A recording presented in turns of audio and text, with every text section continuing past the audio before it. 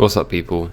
It's been a while since I last uploaded, to be honest, but I will be fixing that hopefully soon. Saying that, you're here for today's video, and that's about addiction. Addiction it's a really tricky concept because there's like so much science behind it and all of that stuff, but I don't really want to go into that stuff in today's video because it can get really complicated, and then I'd have to cite a bunch of different articles and research and this and that, and yeah, let's just talk about addiction one-on-one, me and you, mano to mano, or mano to woman, or person to person, or since you're here probably because of Warframe, person to Warframe. So addiction is never going to be something that is going to ever be satisfied or fulfilled, and it's really scary because it's something that is always gonna be there, like just lurking in the background. And if you're someone who's ever been addicted to something, bear in mind a lot of people think that you have to be addicted to drugs and stuff like that. No, addictions can come in many different shapes and sizes and forms. Like literally anything can be an addiction. Like even going on YouTube too much can be an addiction. Having too much sugar can be an addiction.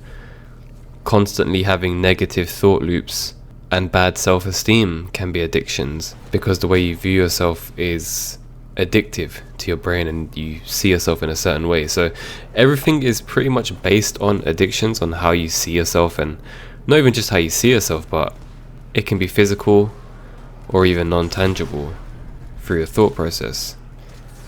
And I think this is where one of the most kind of misunderstood things come about, because nobody realizes it on that level, that yeah, even your thoughts can be quite addicting, or at least people take it for surface value. Not only that, but people don't realize how strong it can get. And then you've got people who try to think that just, that you give into it more than enough times, eventually you're going to satisfy it, and then the craving's gonna go away. But that's just not how it works at all, and quite frankly I think it's the opposite. And I'm not sure where, but I think I've read somewhere that addiction is kind of like having a beast, and I'm gonna say it in this kind of format, which is the beast being your flesh and your desires. And low-key we're all just floating brains and nervous systems in some flesh, and that flesh has desires like addictions, right? And this quote-unquote beast, I guess, is kind of hungry. It feeds it whatever you give it, and the more you feed it something, the more bigger it's gonna get, and it's gonna grow. Just like your characters on these games, you give it more upgrades in your arsenal, and you level up your, I think my gun's called Tigress, however you pronounce it. Great gun, by the way. But yeah, it's gonna grow even more than it was before, and then it's gonna kind of want to get into that pattern even more, and it starts to grow. It starts to eventually overcome you. It's like your own son in a sense, or daughter, where eventually it's gonna overtake you, especially when you don't have enough, I guess, discipline and willpower, and beyond even those things, where you go down to the deep-rooted causes of why you're addicted to these things.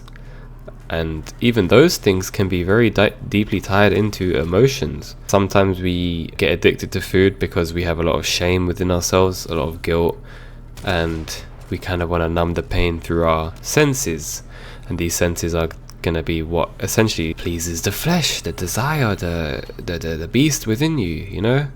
I hope you kind of get my grift with where I'm going with this, but it's like the introduction of social media. So for context, I am, I started going on social media, I think it was like, I was quite late in my generation, but I think when I was like 16, so I had a fair amount of exposure with it and also without it.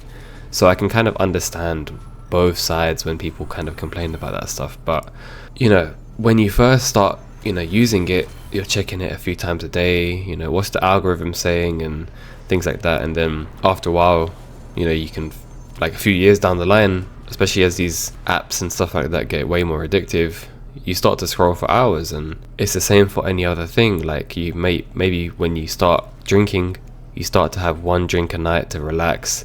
Suddenly that's not hitting the same, so you need 2 and then 3, and then over time your body's like, oh shoot, I need to have alcohol every single day.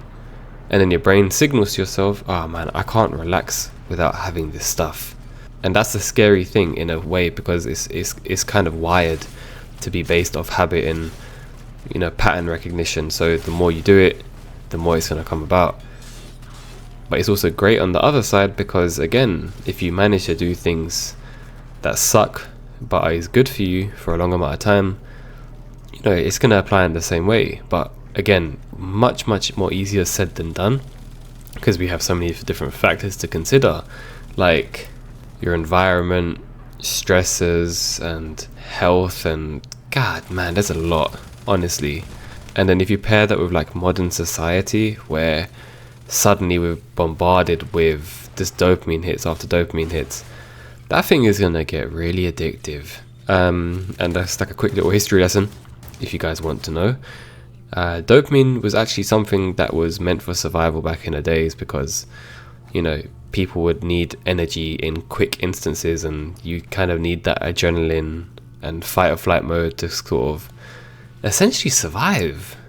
Honestly, back then times must have sucked if it was like needed to live or die. Like, that's kind of crazy. But fast forward to today, in today's advancements in society and the world, we don't really have a reliance on that anymore. And then we kind of have started to figure out how to engineer money-making apps and substances and thought processes across generations and people. Like, think about this, right? A lot of your opinions that you might have could be very much based on what other people think and what sounds cool and what doesn't sound cool. I mean, even politics, for example, a lot of times people will agree on things just because the general consensus is towards that.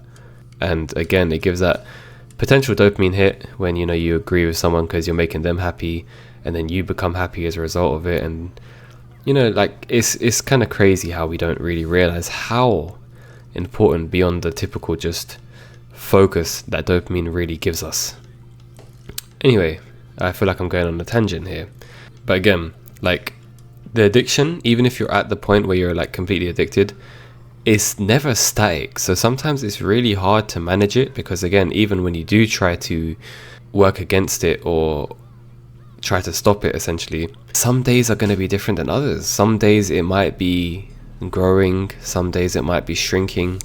There's no middle ground, and that's where it's really hard, because there's no constant progress. It's not linear. Some people might, you know, flatline for a certain amount of days, and that's rough.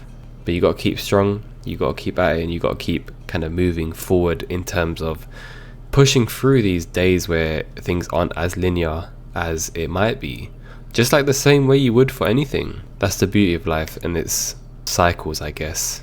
So building up your willpower muscles, or discipline muscles, or anti-addiction muscles, whichever way you want to kind of call it, right? Whichever sounds good to you. I think a good way is to start to practice saying no. And again, that sounds so basic, right? But even just saying it one time, it's like you just made a new personal record. And that's a great achievement. Even the whole thought process of being conscious enough and having the capacity to say no is amazing.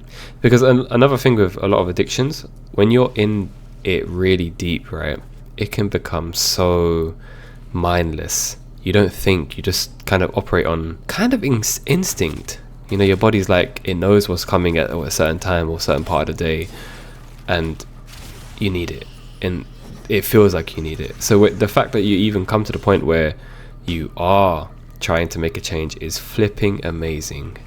If you're someone who's addicted to something out there, listen, hats off to you. It's not easy, but the journey doesn't end there, right? You know, because if it was that easy, then, you know, the whole world probably wouldn't have addictions. Well, maybe, I don't know. The more older I get, the more mindless I see people sometimes, and that even could be me too in some regards. You know, nobody's perfect. So I suppose you could start to view it kind of like a game, right? Where your flesh or your beast can be trained in two ways. One is to continue addiction, or to kind of let yourself go to the point where you let things control your body and you start operating on more mindless kind of behaviors. Or you can choose the more mindful approach, the more conscious approach, where you're in charge of the vessel that you're in, and you can upgrade it to whatever you want, rather than, collect rust and I guess make it go downhill over time. I don't know. Choose your tenor, I guess. Whichever one that satisfies you and can satisfy you in a very, very positive manner. Additionally with that, it's not about making the addiction disappear. It's accepting it, that it's gonna be there in the mind. But you're better than that. You are better than your addiction. You ain't gonna let it ruin your life. You're gonna have a great amount of control over it, because you have a great control over your own life. And how you do one thing, which is controlling this, is going to be how you do everything in your life. And that's why typically when you see success stories from a lot of people who get addicted, they get really, like, their life changes. Because again, once you do one thing, you can do it with anything. And then your brain starts to learn these, or have these realizations that, yeah, I can actually do this. So now I can practically conquer myself, and I can chase my dreams, and I can do all this cool stuff and not let this thing ruin my life. I have purpose now. It's really empowering, and it's really amazing. Okay, so if you are someone that is dealing with this stuff, respect the addiction, but remember, you are way more powerful than it. If this did help, I really appreciate you tuning in. And if there's anything else I missed, or if you've got any personal stories for this, please let me know in the comments.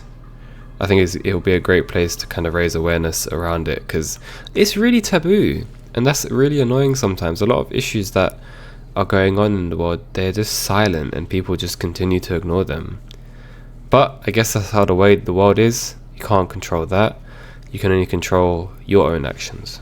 With that said, you're very much stronger than how you think you are, and you have more than enough potential to overcome this. Peace and blessings be to you all, and I'll see you in the next one.